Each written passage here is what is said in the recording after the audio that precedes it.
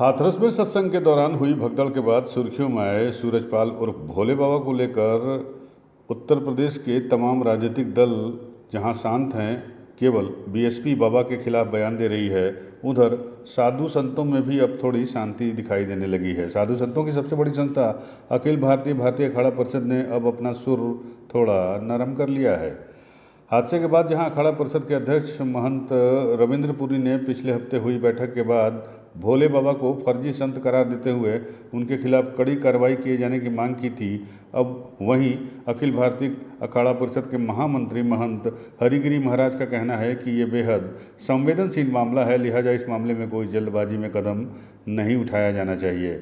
इस बारे में देश भर के साधु संतों से राय मशवरा करने के बाद ही कोई फैसला लिया जाना चाहिए। दिल्ली और आसपास के शहरों में रहने वाले संतों से इस बारे में राय ले ली गई है। इसके बाद अब जल्द ही हरिद्वार, उज्जैन, नासिक, वाराणसी, अयोध्या और प्रयागराज के संतों से भी इस बारे में चर्चा की जाएगी। साधु संतों से चर्चा करने के बाद ही सूरजपाल और भोले बाबा को लेकर कोई बड़ा फैसला किया जाएगा। अखिल भारतीय अखाड़ा परिषद के महामंत्री हरिगिरी ने कहा है कि हाथरस की घटना इसलिए हुई क्योंकि वहां पर आयोजकों की तरफ से किसी तरह के पुख्ता इंतजाम नहीं किए गए थे। सरकारी अमले को लापरवाही भी श्रद्धालुओं पर भारी पड़ी। हालांकि महंत हरिगिरी ने यह भी कहा कि महाकुंभ में सुरक्षा के पुख्ता इंतजाम रहते हैं, इसलिए यहाँ हाथरस जैसी कोई घटना नहीं होगी। यहाँ सुरक्षा से लेकर ट्रैफिक इंतजाम समेत हर मामले में अलग मानक बने हुए हैं और उस मानक के तहत ही सारी व्यवस्थाएं की जाती हैं। महंत हरिगिरी का ये भी कहना है कि संतों के भेष में गलत लोगों की एंट्री चिंता की बात जरूर है, लेकिन उन्होंने कहा कि महाकुंभ में फर्जी संतों की एंट्री न हो, इसके लिए भगवान से प्रार्थना भी की जाएगी। भगवान ऐसे लोगों को महाकुंभ में दाखिल ही नहीं होने देंगे। संतों के चोले में गलत काम करने वालों को महाकुंभ में आने से बिल्कुल रोका जाएगा।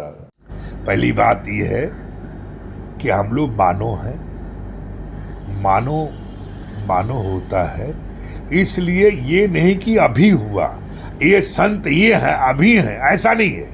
ऐसा होता फिर एक जो है रावण संत का उपाय नहीं बनता।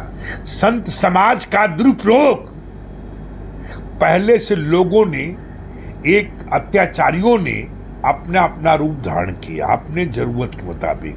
हनुमान जी के लिए ठगने के लिए कालनेमी भी एक बहुत बड़ा वो महात्मिक रूप धारण किया था। सीता जी के साथ हुआ रावण, वो भी मतलब पूरी तरह से एक संत का, महात्मा का रूप किया था, धारण किया था। ऐसे समय समय से असुरों का अवतार होता रहता है, क्योंकि मानव ही सबसे बड़ा देव है।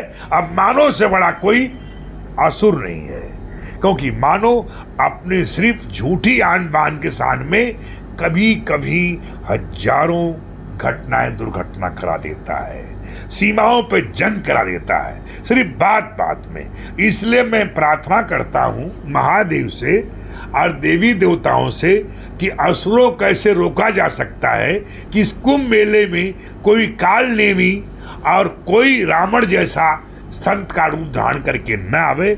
उसको हर प्रकार से पहला मेरा काम है पूजा पाठ, महादेव का तीसरी नेत्र है। और मैं आपको वचन देता हूँ, हरिद्वार में मैंने कहा था उग्रवादी मिलिटेंट कोई भी, चाहे 10 धमकियां आई थी, आलोक जी से मैंने कहा था वो पकड़ा जाएगा हरिद्वार के बाहर, तो रुड़की पकड़ा गया था।